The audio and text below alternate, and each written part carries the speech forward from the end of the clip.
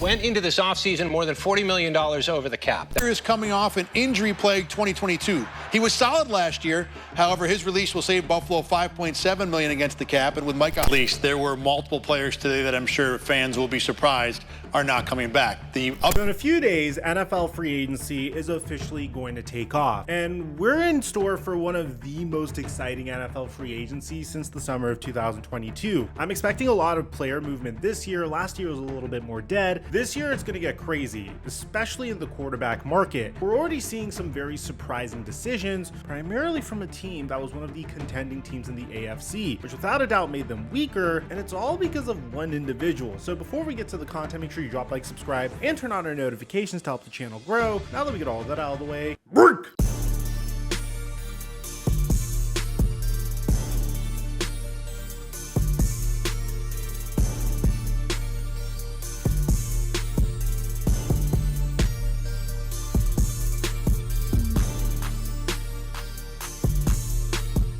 Mic check 1 2 1 2. What's going on, everybody? Whenever you think of the Buffalo Bills, typically you might think of their offense. Players like Josh Allen, James Cook, Stephon Diggs, more recently Dalton Kincaid. Typically, you don't think of their defensive pieces, players like Greg Rousseau, Ed Oliver, Daquan Jones, Leonard Floyd, or their defensive back unit, which included players like Jordan Poyer, Taron Johnson, Micah Hyde, and Rasul Douglas that they traded for in the middle of the season. But the Buffalo Bills defense has actually been their strong suit over the last couple of seasons. In 2023, the Buffalo Bills ranked 4th in points against in the NFL, trailing only the Baltimore Ravens, Kansas City Chiefs, and San Francisco 49ers. Great company to be in for the 2023 season. But in 2022, they were even better, trailing only the San Francisco 49ers in points against. Now, of course, ranking a team's overall defense has a lot of nuance to it, but for the most part, whenever you discuss the Buffalo Bills, you're more likely to discuss their offense and Josh Allen as opposed to their defense. Their head coach Sean McDermott is a defensive-minded head coach, which is why the firing of Ken Dorsey was so significant and why pivoting to feeding James Cook the ball more consistently opened up the Buffalo Bills season this year. Because whenever you have a potent rushing attack combined with a potent defense, it usually results in victories. It's a tried and true method in the NFL, one that the San Francisco 49ers ran on steroids this year, considering the fact that they paired that with a prolific play-action passing attack, which was good enough for them to win the NFC. But in the case of the Buffalo Bills, they may have gone a little bit too far. The NFL is like a business, and like any business, if you're able to get players that could outplay their contracts, typically you will win a Super Bowl. And my favorite example of this is usually when it comes to quarterbacks on rookie scale contracts. Joe Burrow's on a rookie scale contract with the Cincinnati Bengals. Okay, he makes it to back-to-back AFC championships, one of those being a Super Bowl. Brock Purdy is on the most undervalued contract in the entire NFL. And as a result, over the past 2 seasons, the San Francisco 49ers made it to the NFC Championship and the Super Bowl. And it could have potentially been 2 Super Bowls if he didn't get injured during the NFC Championship last year. But what really screws teams over is when they are paying a player a significant amount of money and that player isn't fulfilling his expectations. Whenever that occurs, usually that team has no chance at making it to the playoffs. An example of this includes the Denver Broncos this upcoming season, the Indianapolis Colts last season because they owed Matt Ryan a significant amount of money, the Chicago Bears 2 seasons ago when they had a tremendous amount of money in cap hits as a result of them cleaning house and eating up some of the contracts that they traded away. Typically when a team does that, they're opting for salary cap relief in the future, but it handicaps their ability to be successful in the short term. But the worst instance of all is whenever you have a player on your team that wasn't worth his contract at all whatsoever, but in addition to him not being worth his contract at all whatsoever, incurs a huge dead cap hit on you, and as a result, you have to let go of other really good players on your team. During the summer of 2022, Brandon Beane decided that the Buffalo Bills offense was good enough. And honestly, I can't really blame him for feeling that way. The way the Buffalo Bills ended their season during the 2022 playoffs was insane. Spain, a thrilling overtime defeat at the hands of the Kansas City Chiefs. Josh Allen had no problem keeping up with Patrick Mahomes during that game that went into overtime. The final score was 42-36. Gabe Davis had 8 receptions, 201 receiving yards, and 4 touchdowns, for crying out loud. Josh Allen proved that the Buffalo Bills offense can keep up with the Kansas City Chiefs. The thing that was handicapping the Bills was they needed more help on defense. So in the summer of 2022, they went all in on defense. Part of that strategy was bringing in a player that won a Super Bowl the year prior with the Los Angeles Rams. The Buffalo Bills shocked the NFL when they signed Von Miller to a 6-year, $120 million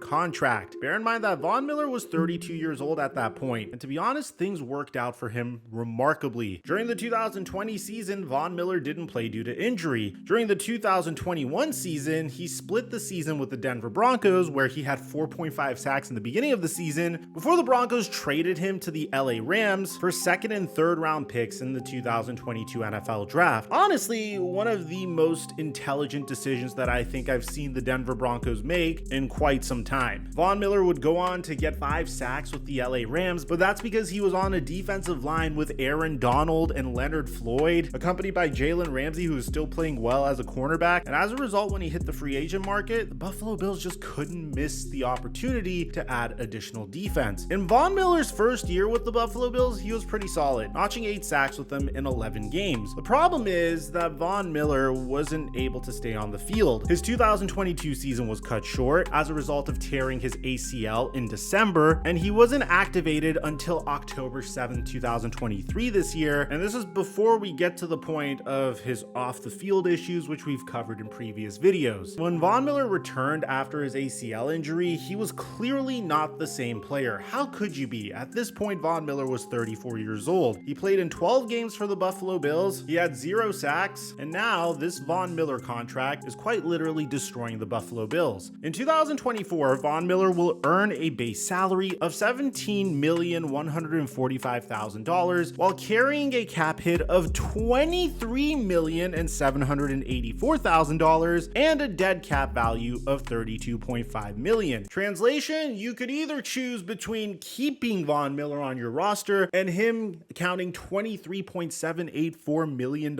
against the cap, or you could cut him for a dead cap value of $32.5 million. So as for Von Miller, this also affects him financially, as the Buffalo Bills are looking towards him for salary cap relief as well. And according to Field Yates, the Bills and pass rusher Von Miller agreed to a renegotiated contract. The deal has a base value of $8.855 million in 2024, with a chance to make up to $20 million with incentives, up from $17.5 million under old terms. The move saves Buffalo an additional $8.645 million in 2024 salary cap space. No matter what you decide, the Buffalo Bills need to figure out a way to make the money work. And as a result, the Buffalo Bills are $40 million over the cap, which means they had to let some of their best players go. And some of these players are players that Buffalo Bills fans didn't want to see go. So the first 2 players that were cut were Deontay Hardy and Cyron Neal. But then came 3 very significant players that Buffalo Bills fans did not want to see go, starting with their center Mitch Morse, who was released by the Buffalo Bills earlier on Wednesday,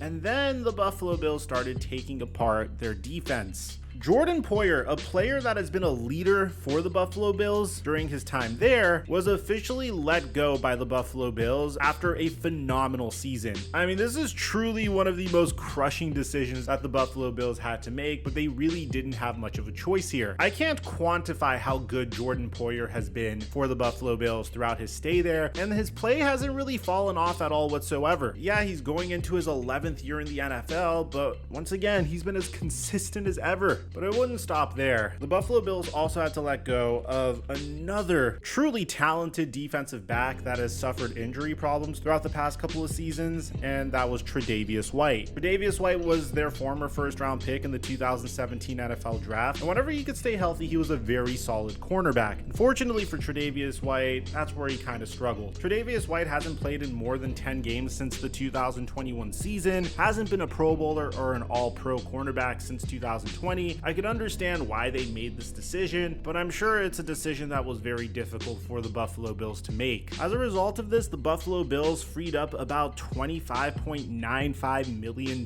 in cap space. They'll receive an additional $10.2 million in June from White's release, and it's all because of the Von Miller contract. I mean, Von Miller is untouchable because the dead cap hit would be way more if they were to cut him as opposed to keeping him. So Von Miller's quite literally just chilling as he's watching all of the Buffalo Bills defense get torn down. And for Buffalo Bills fans that are bummed out about the situation, the good news is that they are currently in talks with free agent quarterback Mitchell Trubisky about a reunion. Obviously not what Bills fans want to hear. I do think they are going to get considerably worse as a result of this. So to recap, they had to cut Nyheim Hines earlier during this offseason, Ciron Neal, Deontay Hardy, Jordan Poyer, Mitch Morse, and Tre'Davious White. All of this was done just so they could keep Von Miller. So how are the Buffalo Bills going to retool their defense? I don't know. I'm expecting them to get significantly worse this year, but who knows? We've seen teams completely nail the NFL draft before and completely alter the trajectory of the franchise's future. I mean, look at the Seattle Seahawks over the past 2 NFL drafts. Look at the Houston Texans in last year's NFL draft. Anything can happen, but obviously this is not what you want to hear if you're a Buffalo Bills fan. Let me know what you guys think in the comment section down below. Did the Bills make a horrific mistake signing Von Miller? Are you mad at Brandon Beane? Do you want Brandon Beane to be fired? Aside from that, I'm your boy Mike. I'm dropping our mic until our next upload.